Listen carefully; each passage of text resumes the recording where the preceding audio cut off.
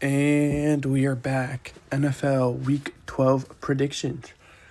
To recap last week, I ended up going 9-6, putting my season total to 115, 48, and 1. Also getting my lock of the week right, which was the Dallas Cowboys.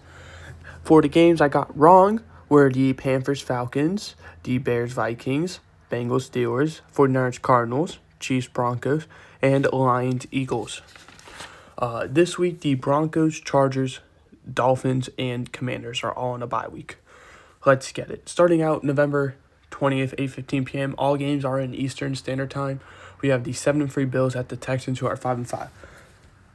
Both teams coming off of wins. Bills 44-32 over the Buccaneers, while the Texans 16-13 over the Titans.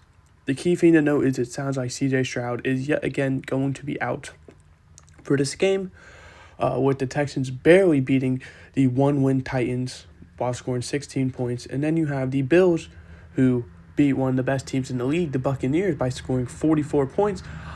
I'm going to pick the Bills. I mean, it's pretty obvious. You got one of the best teams in the league. And you have the Texans, who I'm not saying are bad. I actually think they're a good team. It's just they're injured right now. When you're without your starting quarterback, it's a very uphill battle, no matter who you face. Could be the worst team in the league like the Titans or one of the best in the Bills. Either way, I'm taking the Bills simply because, well, the Bills are just a better team right now, and I find it hard for a backup quarterback to be able to beat one of those top-tier teams. Moving on to the 1 o'clock games, finally done with the international ones. We start out with the Colts, who are 8-2, coming off of a bye week, and the Chiefs, who are 5-5, coming off of a loss to the Broncos. I'm picking the Chiefs. It's weird how I keep doing this. It's like, well, the Colts could win. The Colts, in my opinion, have not been playing as well as I'd like them to be the past few weeks. You got the bye week, then you had that London game, or wherever it was, I should say, against the Falcons, and then even the game before that, I can't remember, but I know it wasn't the greatest by them. I'm not really convinced with the Colts at this point. Yeah, the Steelers, like 27-20, they lost. I'm not too convinced. I think this team is starting to hit a slump. Not necessarily like one where they're going to lose games, but I think they're definitely slowing down their, high-speed chase. The car's running low on mileage, low on gas, kind of. They got to conserve it. Not really how that works, but I'm taking the Chiefs. The Chiefs with a must-win game. They lose a close one to the Broncos. I could very well see this being the game that they snap that little streak of, we're losing to these good teams, but we're staying in. I think they could win this one. Seahawks, Titans, I'm taking the Seahawks. The Seahawks are one of the best teams in the league. Even with that loss to the Rams, they threw 4 interceptions and only lost by 2 points.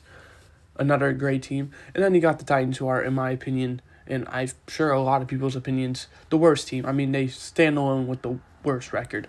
I'm not even going to talk about it. Both teams lost, both by a field goal. Well, Seahawks by 2 points, Titans by 3. But Titans were to a backup quarterback with 5 wins, and the Seahawks were to a top-tier team with 2 losses. And also, like I said, Sam Darnold for 4 interceptions. I'm also picking the Seahawks as my lock of the week. If you don't know what a lock of the week is, every week I pick one team and one team only. The catch is I can't ever pick that team again. It's basically the Eliminator Challenge, but you don't get eliminated if you know from like ESPN, or I know some people call it like Survivor. Basically, you pick until you get eliminated. You can't pick the same team twice. Mine's that same Jiffy, concept, but you don't get eliminated. You just keep picking. It counts as wins and losses. So yeah, give me the Seahawks as both my pick the win and my lock of the week. Next, we have Vikings-Packers. Vikings coming off of a game-losing field goal to the Bears in a game where they were trailing the whole time, made a late fourth quarter push, but unfortunately their defense was not able to get the stop they needed. They lose by a field goal, 19-17, I believe. Meanwhile, the Packers, quite the opposite. They come with a late fourth quarter push to score their lucky number 27 to secure their 6th win of the year, their 5th win while scoring 27 points, 27-20 over the backup quarterback Giants. So don't know how legit that is. I'm going to take the Packers here. The Packers have been a bit of a slump with the offense. They finally get a good enough game going. They score points. They get the win. I think the Vikings are just, this offense is too wishy-washy. With J.J. McCarthy, I don't know how well they're going to do against this top-tier Packers defense. With that being said, if they utilize the run game, though, they could have very good success. We've seen the Packers' attempts with the run game so far this year. I'm taking the Packers, though. I think it's going to be a very low-scoring game, though. Probably neither team really going over 20. It's probably going to be like 2017, just like we saw with the Bears game. Well, close enough. Jets-Ravens, do we need to talk about this one? Jets 2-8, coming off of a loss to the Patriots. Ravens 5-5, one of the hottest teams in the league. They win another one. I'm taking the Ravens here. Yes, they barely beat the Browns, but at the same time, this Ravens team has won 4 in a row. They are looking like one of the best teams in the league. And the Jets, well, they're competing for that number 1 pick.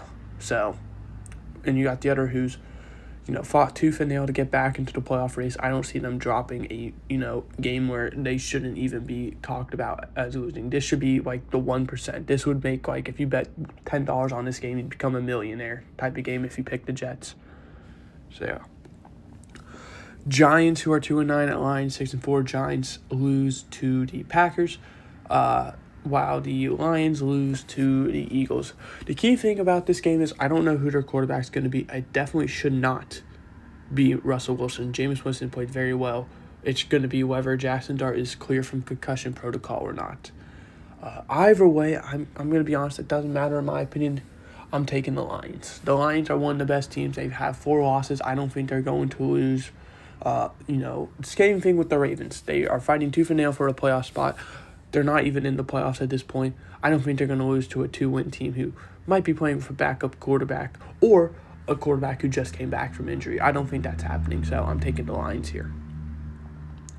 Steelers at Giants, Steelers at Bears. Steelers 6-4, coming off of a win over the Bengals, while the Bears 7-3, coming off of a game-winning field goal over the Vikings. Aaron Rodgers don't know how he's going to play. He has apparently a broken or fractured wrist or something on his non-throwing hand. That's the important part. That would allow him to play if he is able to. I am going to be under the impression that he's not going to play. That in my opinion is a smart move to not let him play. I mean, that's a pretty serious injury. I'm taking the Bears because of that. Even if Rodgers plays, I'm still probably going to take the Bears. The Bears have just, even though they haven't beaten the greatest competition, they have been winning their games. I think this will probably be one of those similar results where, yes, the Steelers, they're arguably a good team, but they're also probably going to be with backup quarterback. So, don't know how we're going to really weigh that. I'm taking the Bears. Final 1 o'clock game, we got the Patriots at 9-2 at the Bengals. 3-7. Bengals lose to the Steelers. We just talked about that. While the Patriots beat the Jets on Thursday night. I'm taking the Patriots here. The Patriots, without a doubt, one of the best teams in the league. And it's they are looking amazing. Bengals, well, they were looking good until the Steelers game. And the Steelers are worse than the Patriots. So, surely the Patriots would do well against the Bengals. That's my logic. I'm picking the Patriots. I don't necessarily know if this game will be that close either. 4:05, we got 2 of them. Browns, Raiders. Oh boy. 2-8 versus 2-8. Both teams coming off of losses. Browns by 1 score to the Ravens. Raiders, multiple scores to the Cowboys on Monday night. I'm going to take the Raiders. It sounds like Dylan Gabriel, in my opinion, is going to be out for this game. Shedeur Sanders went 4 for 16. So, I'm taking the Raiders.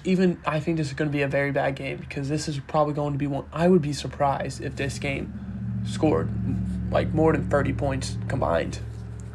This is one of the best defenses in the league in the Browns and one of the worst offenses in the league in the Browns. And then you just have the Raiders who are kind of sucky at both. So, yeah. Give me the Raiders to win this one. I think this is going to be probably a 10-7 type of game.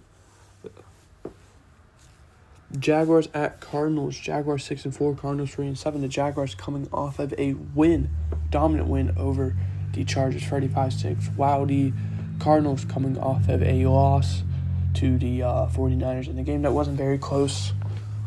With that being said, one of the best teams in the league, it looks like, or I'm assuming they're going to ride that momentum, and then one of the worst teams in the league.